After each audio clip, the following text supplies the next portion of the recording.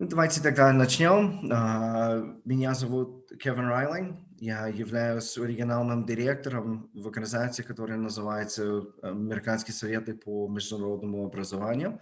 Мы представляем сеть центров, которые называются Education USA.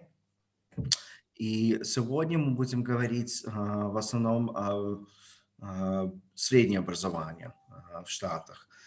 Давайте я сейчас зашерю экран.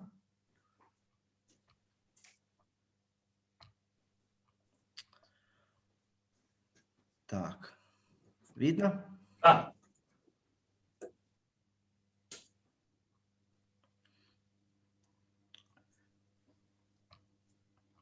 Вот. Я тоже хотел бы, чтобы наши участники сейчас представились быстренько, а потом будем говорить немножко в общем об образовании в Штатах, среднем образовании. А потом наши участники, они расскажут немножко о своих там опытах учения там в американских школах. Злата?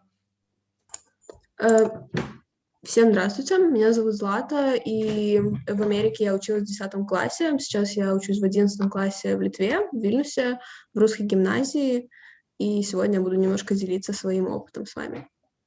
Спасибо. Владислав? Доброе утро, меня зовут Владислав, я учился в Америке в 11 классе и попробую рассказать, что смогу. Спасибо большое. Так, и как устроены школы в США? Так, сейчас будем говорить о характеристиках американских школ. Какие-то интересные факты расскажем. И тоже, как я уже говорил, мы будем слышать от участников, которые учились в американских школах. Вот здесь вот на слайде вы видите типичные или стереотипичные картинки американских школ. Здесь эти ящики знаменитые, спорт, который на самом деле является очень важной частью жизни в американских школах и так далее. Вот. То, что очень важно сначала отметить, это то, что нет единого министерства образования, как есть в большинстве странах Европы. Школы, они отличаются, так как контролируются не столько на национальном или на федеральном уровне, а сколько на уровне штата и местности, то есть на уровне города. Обязательное образование для детей, это может быть начинается с 5 лет, может быть с 6-7, и обычно до 16, до 18 лет оканчивается. Но это очень зависит от штата. Начало года тоже в разное время, в зависимости от штата. Это может быть начинается с августа, это может быть начинается уже в октябре. Чаще всего на юге начинается пораньше, и это очень тесно связано с климатом, потому что жарче на юге. Немножко о структуре среднего образования в США. Детский сад, это может быть называется kindergarten, это может быть называется preschool, в зависимости от того, где ты живешь в Штатах.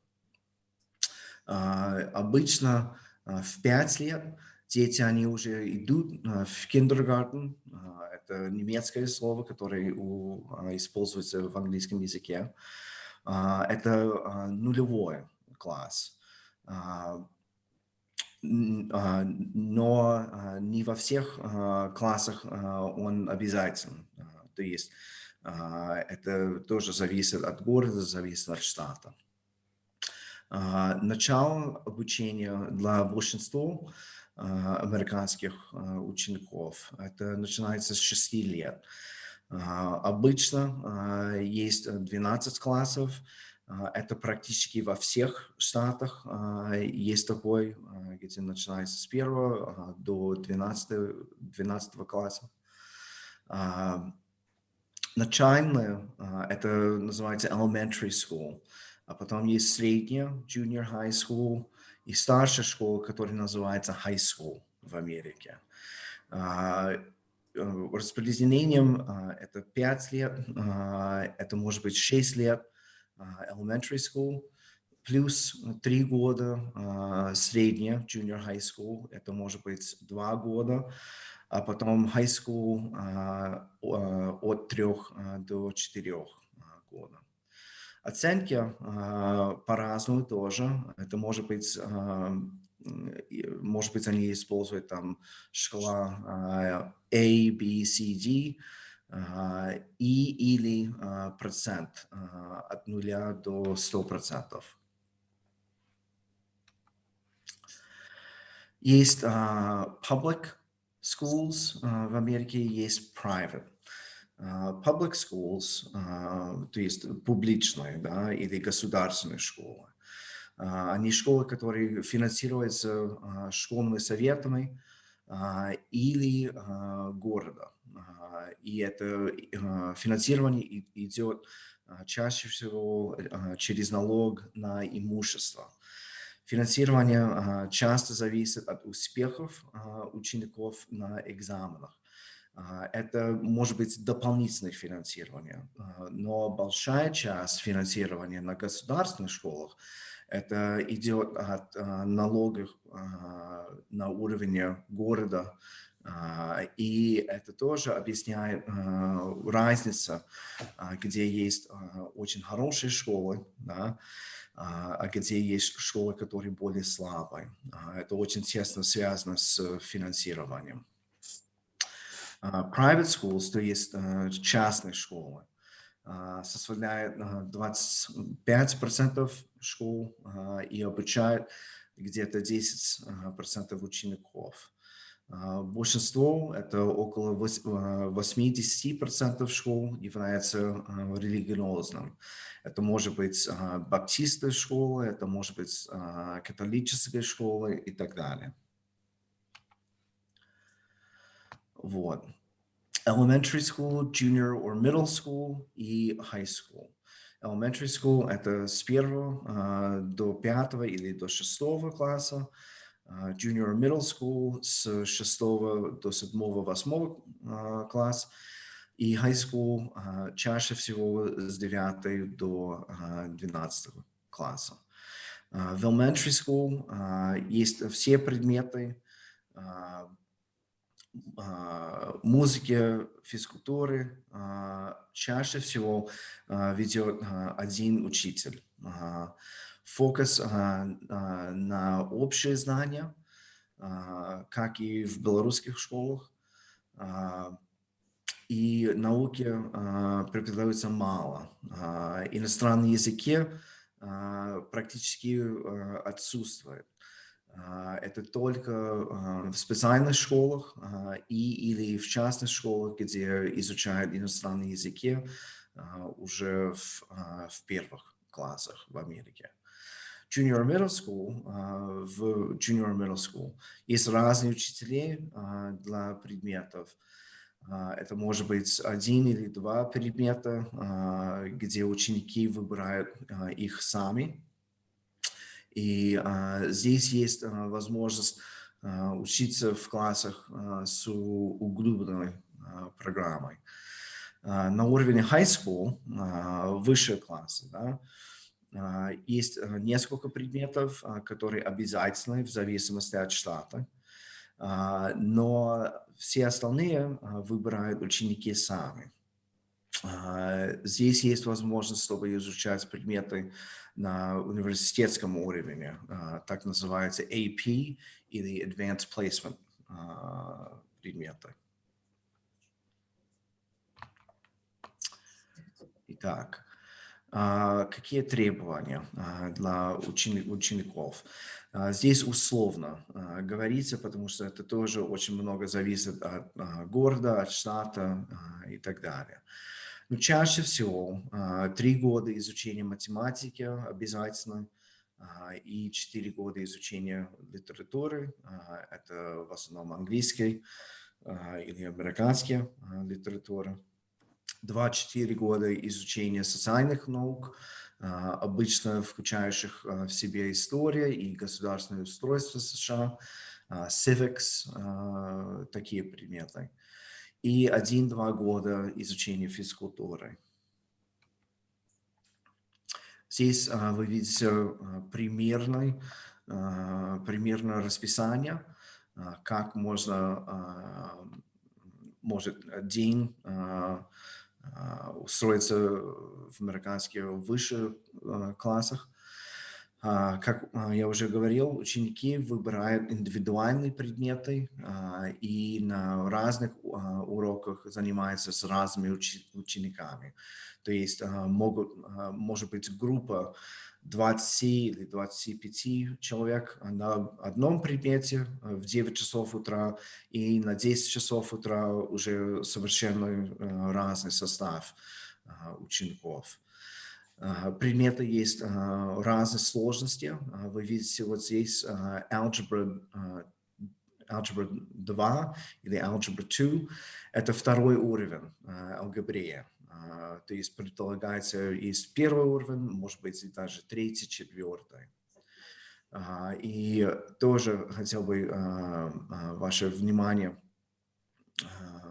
обратить ваше внимание на то, что математики учатся по-другому в Америке. Это не общий предмет, но это как сказать, вы можете иметь там calculus, алгебрия, геометрия, они все разные предметы чаще всего в Америке. Расписание составляется на полугодие. Это если ваша школа использует систему семестров, но это может быть trimester, то есть 3 части в течение года. И в день могут быть до 7 предметов, or periods.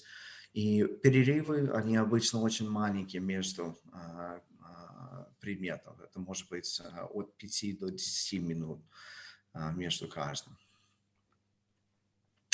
Здесь на слайде вы видите, какие предметы могут быть в американских школах. Здесь очень разнообразие предметов, включая там графический дизайн, технология, там, театр, мировая музыка. Все эти предметы могут быть в зависимости от школы и в зависимости на самом деле от финансирования, которое есть в школе в Америке. Кружки – это очень важная часть жизни американских учеников.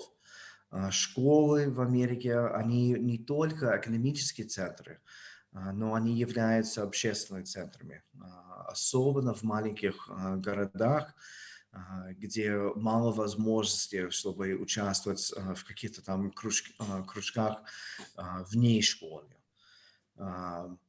Внеклассные занятия, это может быть музыка, спорт, театр, дебаты. Они чаще всего проходят на базе школ.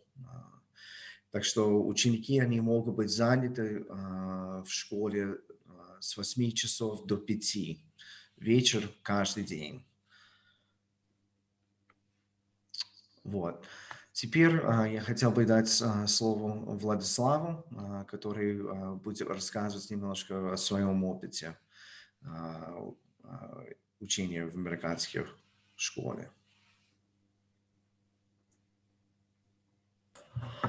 Всем привет. Можете переключить на следующий слайд, пожалуйста. Как я и говорил, меня зовут Владислав Будяк. А можете нажать, чтобы видео началось, пожалуйста? Должно быть.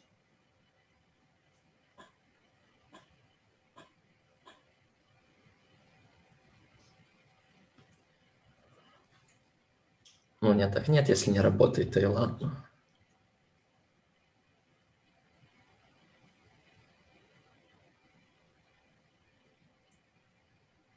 Может, просто пропустим тогда эту часть? Секунду, все будет хорошо. А.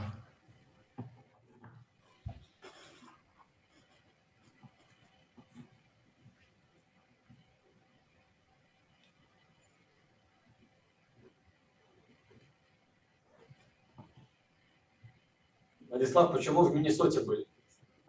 Был выбор Ну, под- выбирать или как? У меня выбора не было. Я был в американской школе по программе обмена Flex, и мне предложили семью и школу в Миннесоте, и я с радостью согласился. Естественно. Дима бы тоже согласился. Не, ну вряд ли, там же баскетбол не любят, там хоккейный штат. Да, действительно, в хоккей многие играли. Даже в школе была своя школьная команда, и мужская, и женская. И спорт был настолько популярен, что приходила почти вся школа на хоккейные матчи. О, Владислав, Поболеть за свою команду. кстати, у тебя лучше спросить, чем у Кевина, потому что, я так понимаю, у вас же в Литве есть школы, а есть отдельно какие-то дома культуры, есть там центры внешкольной работы, кружки Да. за пределами школы. А в Америке, получается, все это вместе, все только внутри школы, нет никаких учреждений культуры, как у нас привыкли, и прочих, или есть тоже? Ну, я не сталкивался, потому что вся внешкольная и внеклассная деятельность происходила в самой школе, и школа предоставляла возможность выбора большого количества кружков, видов спорта, и можно было прекрасно провести день, не выходя за пределы школы. То есть и спортивные занятия не тоже все внутри школы. То есть школа — это как единый такой центр общественной жизни, для если ты несовершеннолетний. Да, в школе есть и спортзалы, и футбольные, и баскетбольные поля, и для тяжеловесов поднятия, и для легкой атлетики манеж. И даже через дорогу от школы был ледовый манеж, тоже для школьной команды построен. И, насколько я знаю, в моей школе не было, но в средних школах, как говорил Кевин, там есть 25-метровый бассейн, чтобы дети занимались плаванием, не выходя из школы. А вот смотри, просто я не знаю, насколько там в Литве, да, потому что я думаю, что вы немножко отличаетесь уже от нас, да. Вот у нас в школе, например, как вот школы не отвечают там за спортивные соревнования по, там, например, баскетболу. Нету там школы из одного города не едет соревноваться со школой из другого города. А в Штатах, насколько я там понимаю, люблю баскетбол, что соревнования между школами – это уже такой серьезный внутриштатовский уровень, да?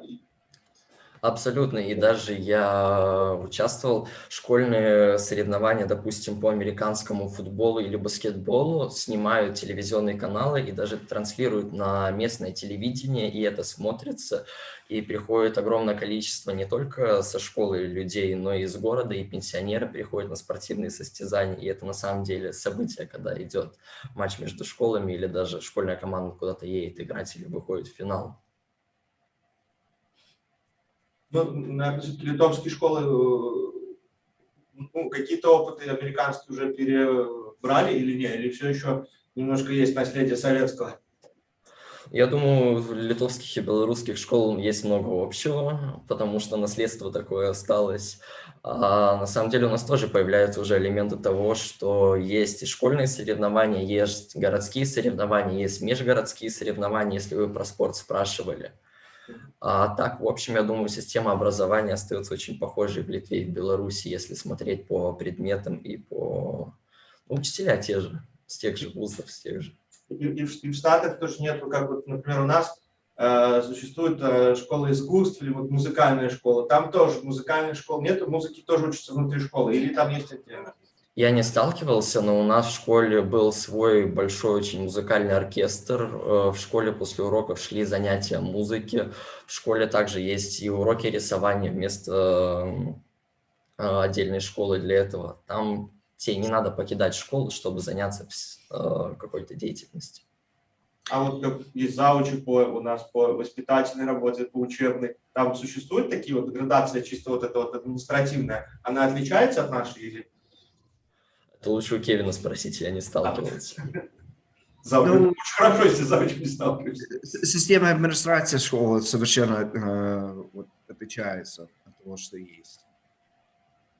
А кто у вас там босс? Вот как выглядит система администрации вот, в обычной школе? Директору, например, он преподает что-нибудь или нет? Вот. Чаще всего нет. Это менеджер. Вот заместители они тоже, они только менеджеры, они не сами не преподаватели. Ну, да, надо просто добавить то, что чаще всего школы в Америке, они огромные. Вот, есть много людей в Америке, это вот всем понятно, да, но в школах могут быть только 4 класса, и могут быть 1500-2000 учеников. И поэтому администрация играет важную роль в управлении школой. Может быть, продолжим вот здесь вот с Пропустим этот слайд, наверное, тогда. чтобы мы знали, сколько вот остается в конце на вопросы. Сейчас, может быть, вот это видео я сейчас включу тогда, да? Продолжим? Особо важно было, там так, для общего представления, чтобы понять, как школа выглядит. Ну, все равно, вот 25 секунд, давайте.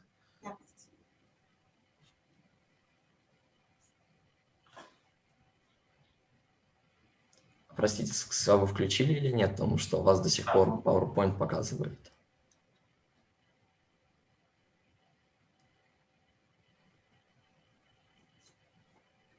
Не включился, да? Нет, у нас нет. Ну ладно, продолжим тогда со слайдами, да?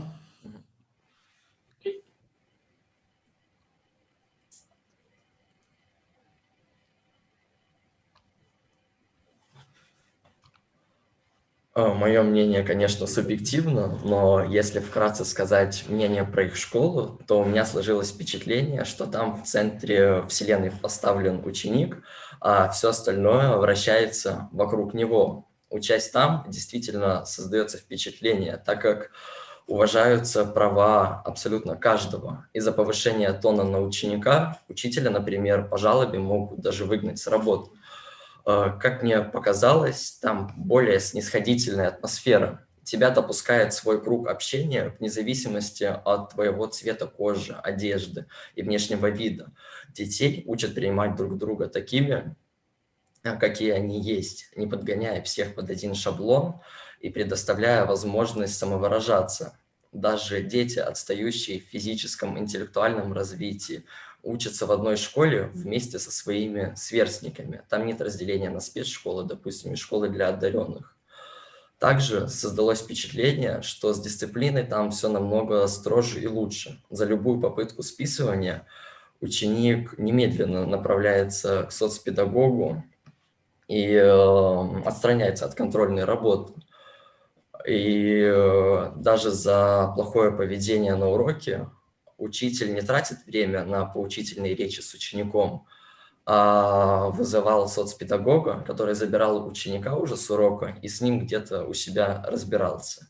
Можете, пожалуйста, переключить на следующий? Большую часть предметов у меня в школе занимали точные науки. И что больше всего мне нравилось, что кроме изучения теории мы могли улучшить понимание предмета на практике. Регулярно проводятся лабораторные работы с использованием разнообразного оборудования. На картинках, например, тестирование аэродинамических свойств крыла в аэродинамической трубе. На уроках инженерии мы не просто обсуждали, как работает двигатель внутреннего сгорания, каждому была предоставлена возможность его самому разобрать, собрать, завести, пощупать, посмотреть, как он работает.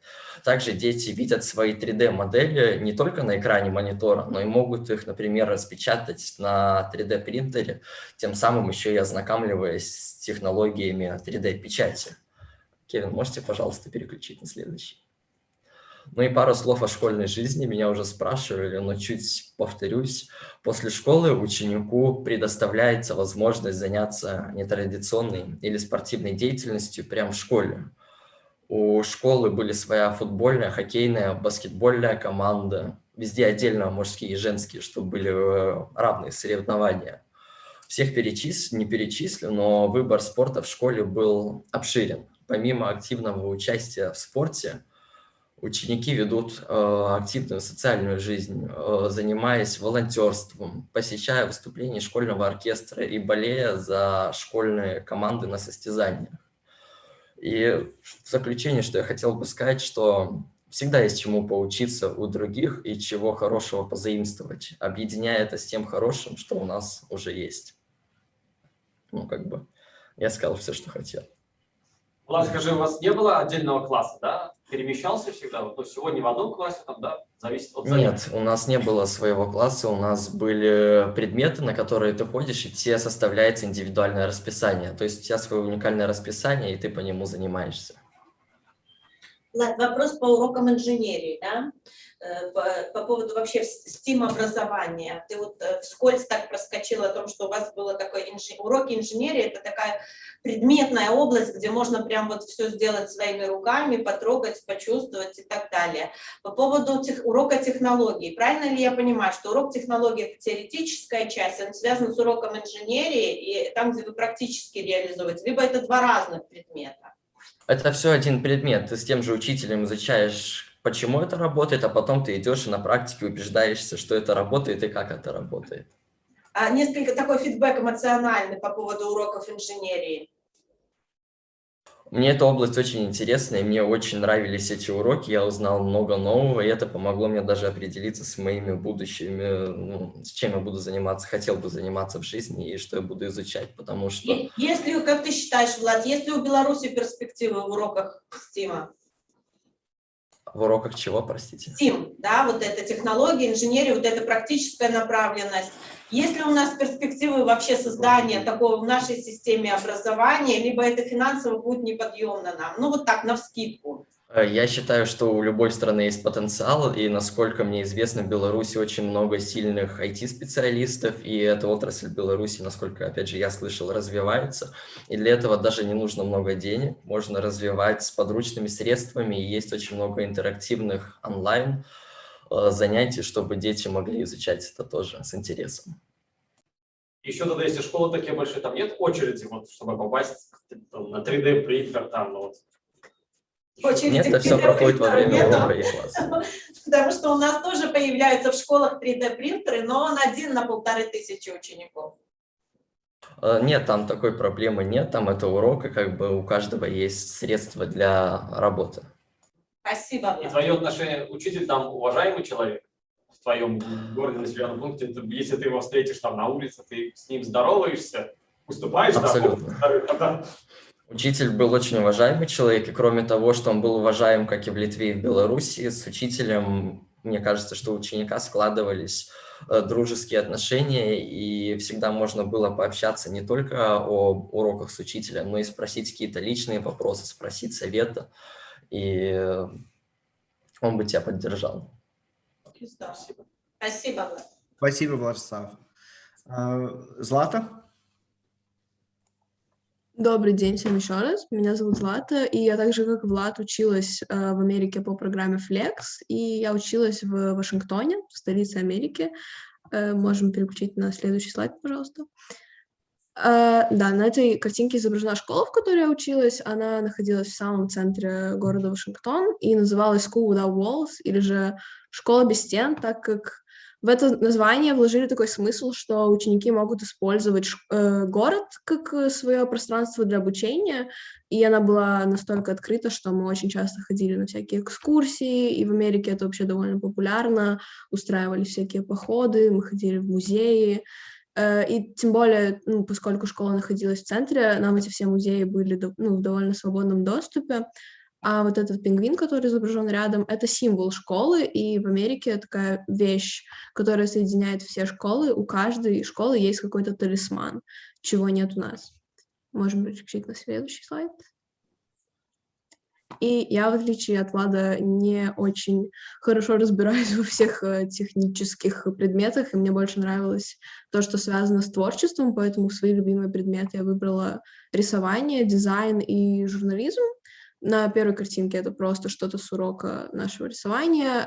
Вторая картинка — это система, как учителя отмечали те, кто есть в классе, а те, кого нет. У нас были фотографии. Так не везде делается, но просто мне показалось, что это такой довольно интересный момент. И последняя фотография — это как мы были на конференции по журнализму с нашим классом. Также мы занимались тем, что мы делали школьный альбом. То есть у каждого у нас была какая-то должность, я, например, была фотографом, и для того, чтобы прокачать наши навыки, нас отводили на эти конференции, там, где у нас были всякие лекции, то есть мы просто узнавали что-то больше о предмете, чтобы потом, как следствие, сделать лучше работу. Дальше можем поговорить про клубы.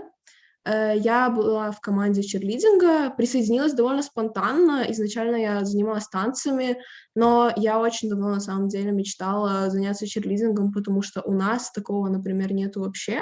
Но я знала, что это очень популярно в Америке, просто изначально я как будто не решилась и подумала, если вдруг я захочу, я присоединюсь попозже, и так и случилось. То есть я присоединилась спустя 2 месяца после того, как все клубы открылись. Мне нужно было довольно много чего выучить, чтобы догнать девочек, но в итоге я нашла себе очень много друзей среди именно этой команды, все очень поддерживали меня, и с ними я действительно легко нашла общий язык. У нас каждую неделю были баскетбольные игры, когда начался сезон, и на каждой из них я была, чтобы поддерживать свою команду. Злата, можно вопрос по чирлидингу? Да, конечно. Скажите, вот это не только занятия танцами, да, или там какие-то моменты определенного уровня хореографии, это еще и такая тимбилдинговая история? Я думаю, да, естественно, потому что мы, поскольку были на каждой баскетбольной игре, мы также соединялись и с самой баскетбольной командой, то есть у нас действительно все вот эти качества, лидершип, тимбилдинг были тоже прокачаны. Злат, а еще у меня вопрос. Да. А это все, как ты думаешь, чирлидинг, это все популярно как раз из-за того, что большое внимание к спортивным соревнованиям между школами, и, грубо говоря, что существует ли вот соревнования между чирлидинговыми командами внутри штата между школами?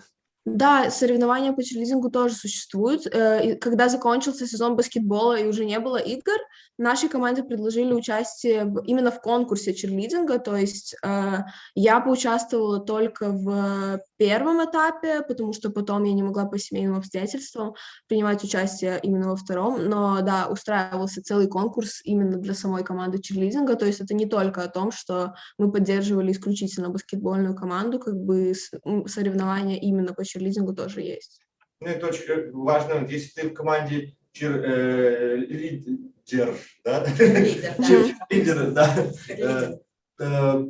то это как бы считается вот на неформальном уровне, что вот ты самая крутая девчонка, и все за тебя, с тобой же бегают. Как если, там, например, ты играешь в баскетбольной команде, то ты тоже самый такой топовый паренек. Есть? Ну, это, наверное, скорее такой стереотип, который часто очень показывается в американских фильмах, но в жизни это, наверное, отчасти правда. Просто я училась в школе, которая довольно маленькая, то есть в ней было всего около 600 учеников, мне кажется, то есть она не типичная американская школа, она находилась в кампусе университета, поэтому там вообще, в принципе, вещи все были немножко по-другому устроены, но, наверное, в типичной большой американской школе я бы скорее сказала, что так и есть. А у вас, я вижу даже по фотографии, что практически все чирлидерши цветные, это из-за того, что в целом в штате, как сказать, это потому что в школе в основном были все цветные, или там есть какой-то, ну, там, перекос в сторону взять в чирлидинг там цветной, это лучше, чем белый, например? Нет, я бы не сказала, потому что в школе были люди всех рас. Просто, не знаю, это, наверное, какое-то совпадение, но у нас не было такого, что были какие-то сильные разделения на компании именно по цвету кожи. То есть я общалась с людьми всех абсолютно рас и культур. Просто, наверное, именно так вот сложилось, что была такая команда. Но как бы там меня приняли прекрасно, то есть не было акцента на том, что у нас отличается именно вот цвет кожи, бэкграунд, то, что за нами стоит, не было такого.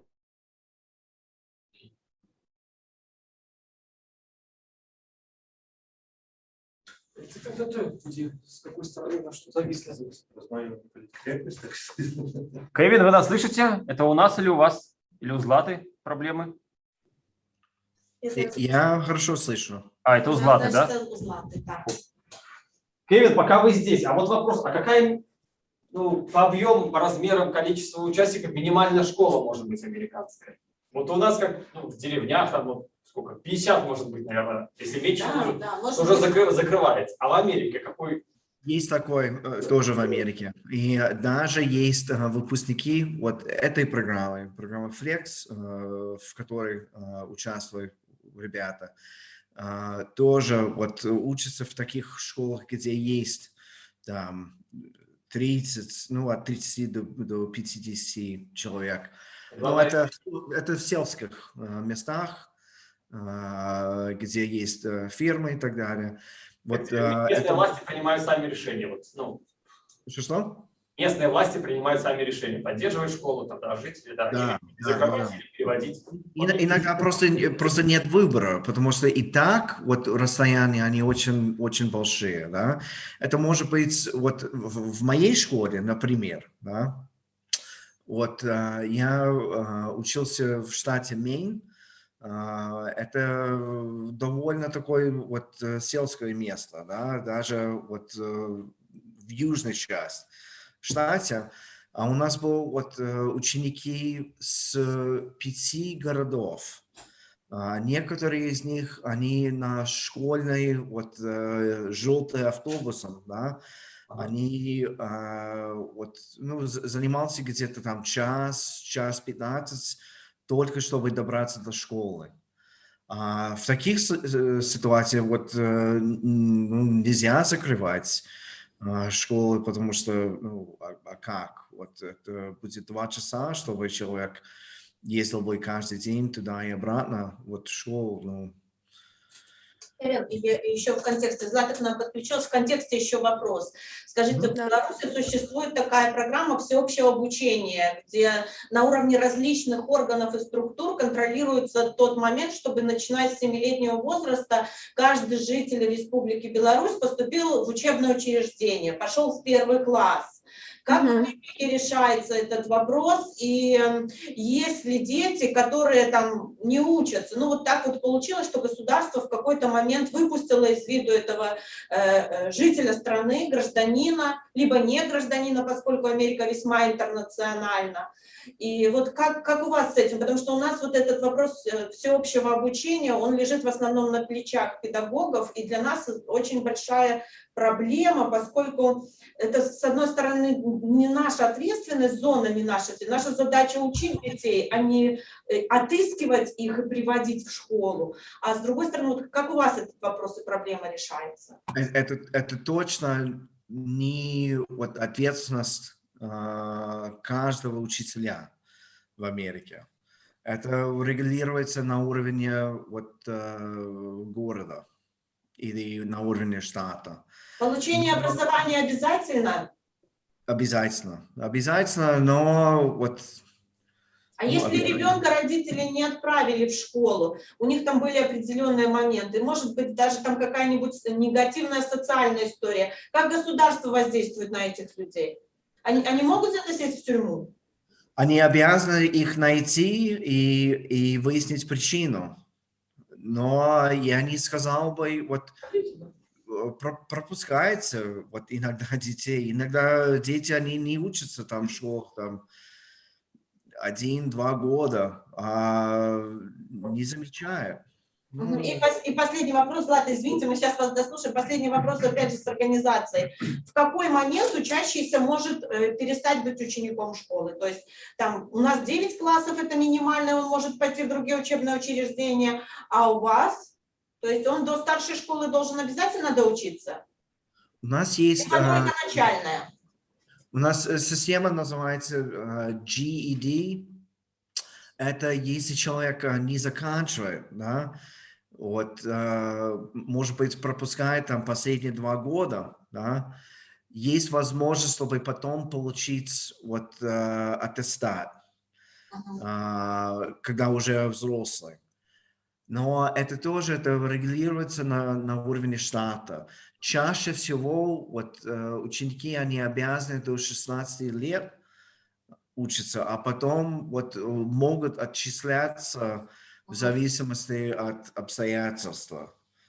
А потом есть возможность, чтобы потом получить. Но вот сказать то, что все обязаны закончить высшую школу в Америке, это не совсем так, как есть в Беларуси, как есть в других там странах. Это уже дальше связано с Злата, к мотивацией. тебе вопрос. Вот ты выбирала журналистику, там рисование, искусство, вот это вот дизайн. Мгм. Как ты поняла, что ты вот хочешь это?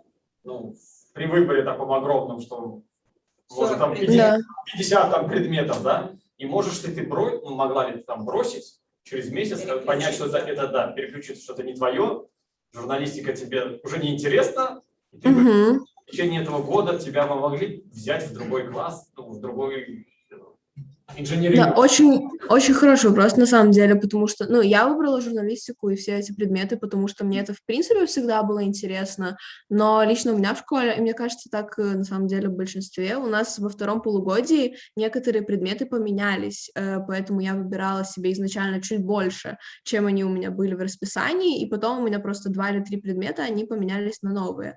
Но я не помню, какой это был класс, изначально я выбрала какой-то предмет, который мне не очень понравился, то есть я сходила буквально на 2 урока, но вот этот школьный counselor, который у меня был, к которому я ходила по всем своим вопросам, я пришла как раз поинтересоваться насчет того, могу ли я его себе поменять, и, по-моему, у нас было первые 3 недели учебы на то, чтобы все предметы, которые нам не подошли, поменять на другие, и если это совпадало с расписанием, и если была возможность перейти в другой класс, то можно было это сделать.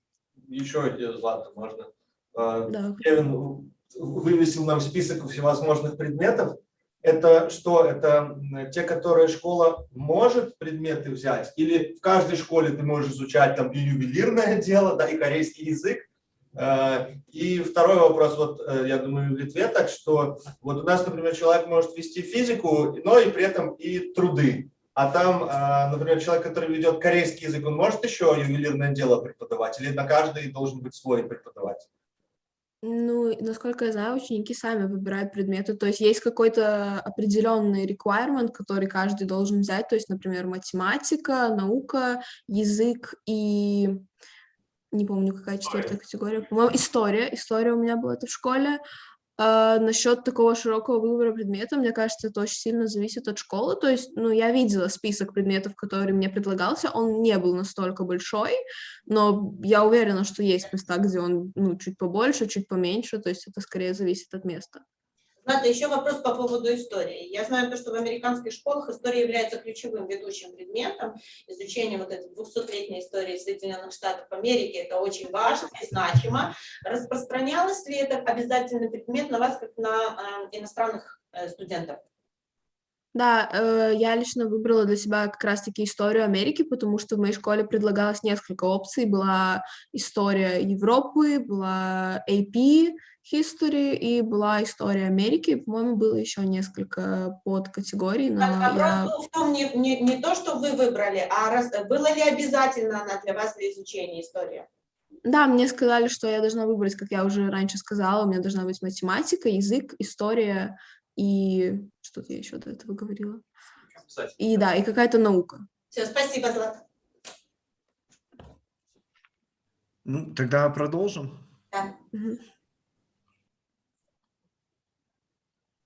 Дальше там был вопрос про отношения со сверстниками, и тут не очень долго буду комментировать на самом деле, потому что, мне кажется, все довольно понятно. То есть у меня отношения сложились со всеми довольно хорошо, то есть мне было как будто очень легко завести друзей, потому что там как-то проще относятся к тому, что вы просто можете поздороваться с кем-то, кого вы не знаете, у вас свяжется диалог, и в итоге вы продолжите общаться, и тем более, поскольку у нас на каждом предмете были новые люди, то есть у меня не было фиксированного класса, поскольку так не происходит в Америке, я постоянно встречалась с новыми людьми, и у меня появилось довольно много знакомых. Можем перейти к следующему слайду.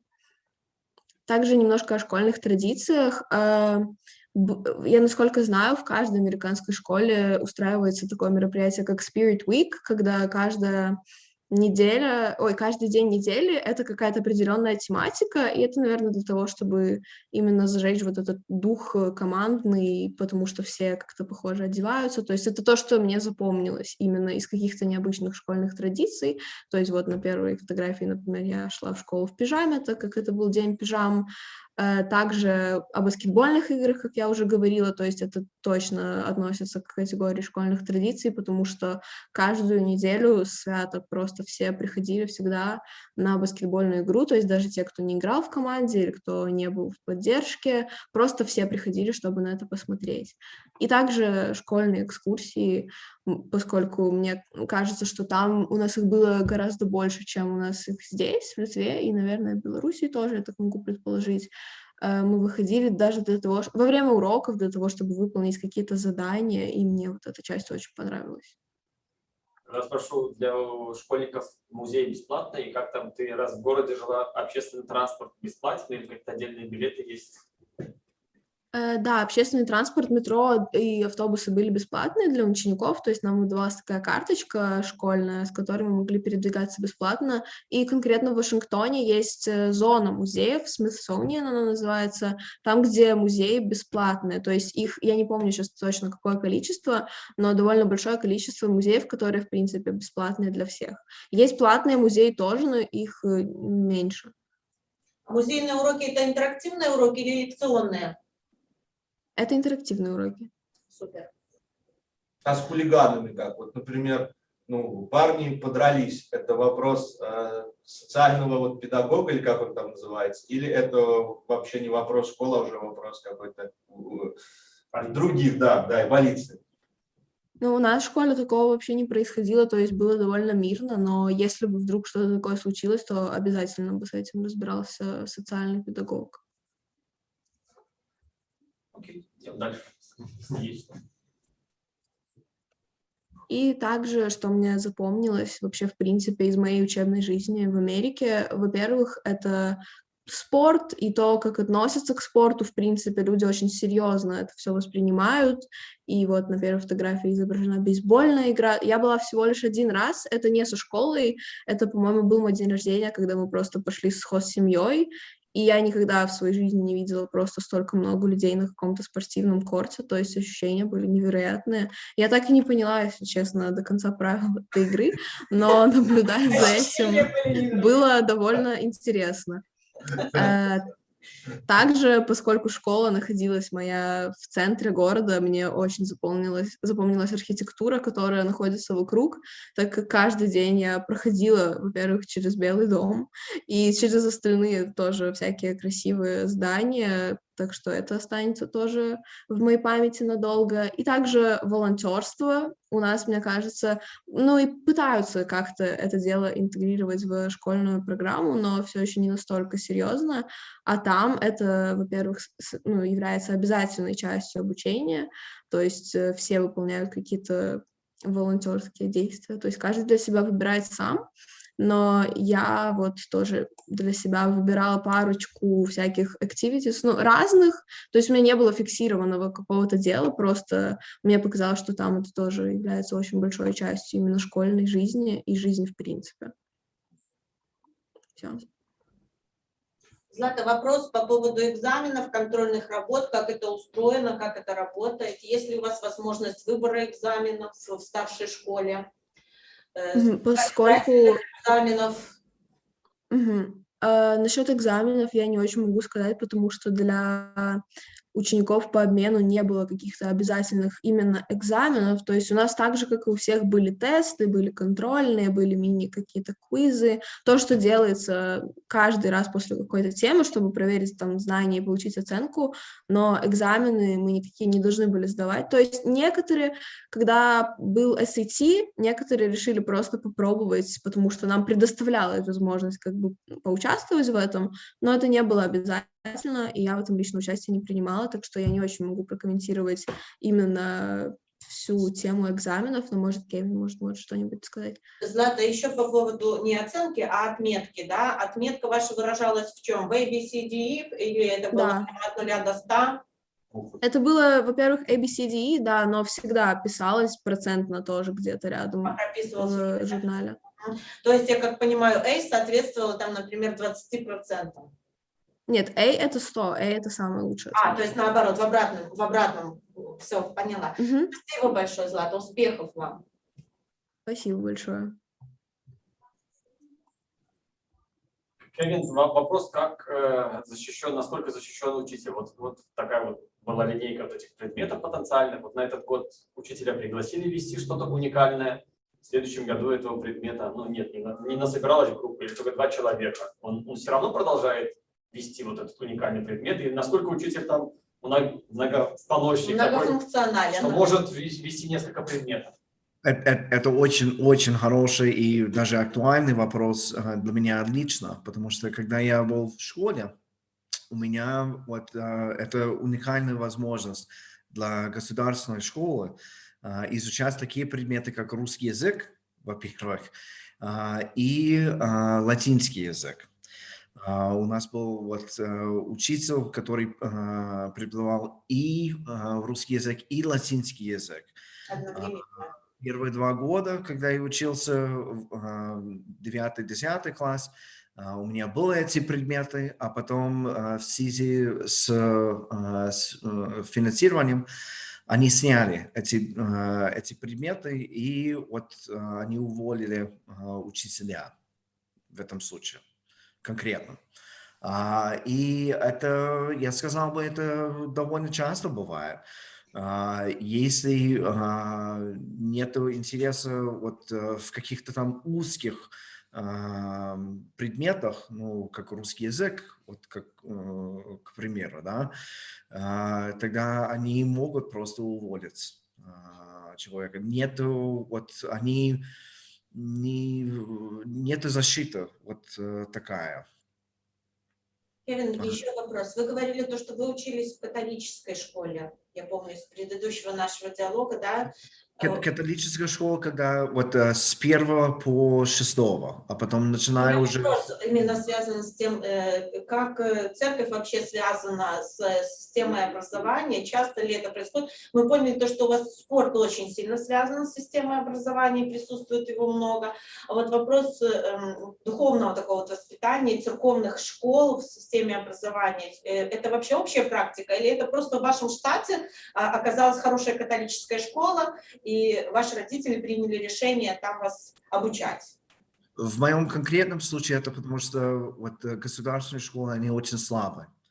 Когда я был маленьким, да, когда я учился с 1 по 6, в районе, где я жил, вот государственные школы, они слабые и даже очень опасны. В то время я жил в центре Филадельфии. И католическая школа, они просто вот в порядке лучше они были. Мои родители, они тоже вот закончили вот католическую школу, так что это часть традиции, да, не совсем связано с религией, это больше как связано с воспитанием. И это тоже потому, что если был выбор у людей, тогда предпочтение это было отправить их в частные школы. Спасибо. Можно, Кевин, вопрос еще? Вот США это же такая очень мультикультурная страна, мультинациональная, и часто национальные общины живут иногда национальные общины живут компактно, там, да, как белорусы там, в штате Нью-Джерси, там есть город Саут-Ривер, где там компактно проживает большая белорусская община. Есть там, уверен, там филиппинские и прочие. И вот, условно говоря, школа в таком небольшом городке, где, условно, там 20% населения, например, там Чехии. Есть большой вот этот список предметов, которые вы сказали, но примерно там 20% родителей хотели бы, чтобы их дети также изучали чешский язык и историю, да, Чехии. И вот они направляются в школу с таким запросом. И будет ли на это школа реагировать, и может ли она в случае такого запроса сделать спецкурсы по чешской истории и языку? В моем практике нет. Могут быть единые такие случаи, где вот такое бывает. Ну, чаще всего нет. Больше такие горячие вопросы, они касаются там языка, особенно в районах, где есть много испанскоговорящих людей, да, где вот они могут ли вот учиться математике, например, на своем языке, на испанском, или обязательно на английском. Вот такие вопросы, они очень часто возникают. Но то, что касается вот диаспор, вот... Не, ну правда вопрос даже скорее не про диаспоры, а вот может ли школа ввести спецкурс вне этого списка? Может, на уровне департамента. На уровне департамента штата, да, вот если там штат принимает решение, что у них не учат биологию в школах, это возможно, потому что Министерство образования отсутствует, процесс эти не регулируется, правильно понимаю? Да, да. Такое возможно. А вот смотрите, у нас еще есть такая отдельная группа людей, которые называются при отделах образования, понятно, что у вас нет, как методисты. То есть есть какие-то информации, как это пояснить вообще? Обучающие преподаватели, курирующие преподаватели, или как это называется? Тьюторы какие-то для преподавателей, там, менторы. Обычно нет в школах, это может быть отдельные структуры, Ну, да. где учителей, где они получают вот повышение квалификации и так далее. Но обычно это не внутри школ, это внешне. Учителя может быть не учитель по профессии.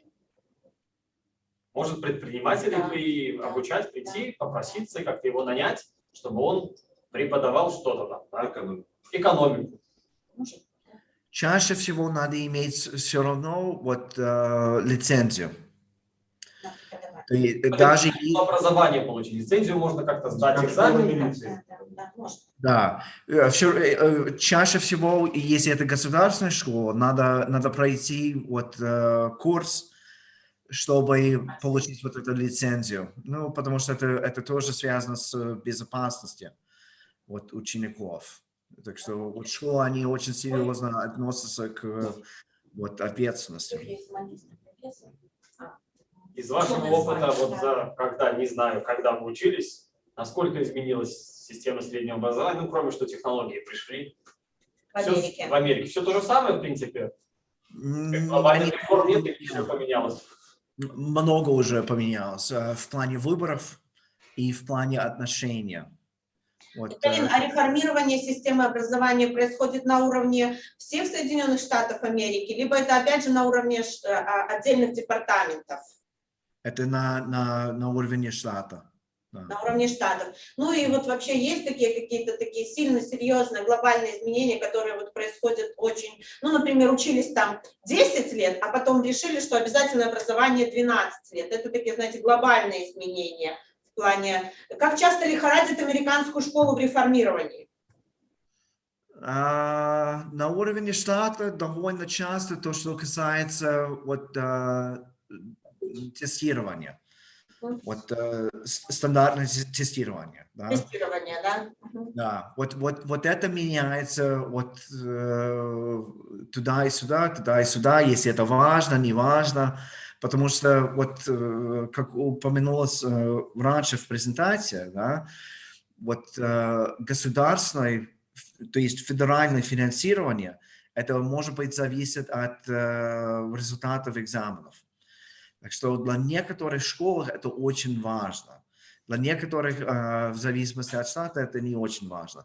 Но других вот кардинальных изменений я не думаю, что в плане реформы, не думаю, что вот были такие.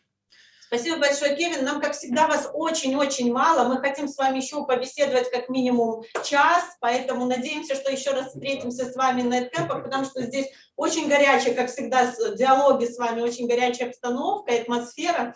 В любом случае, большое спасибо и вашим студентам, Злата и Владислав. И до встречи. У нас, к сожалению, закончилось время. До встречи. Спасибо вам большое за возможность.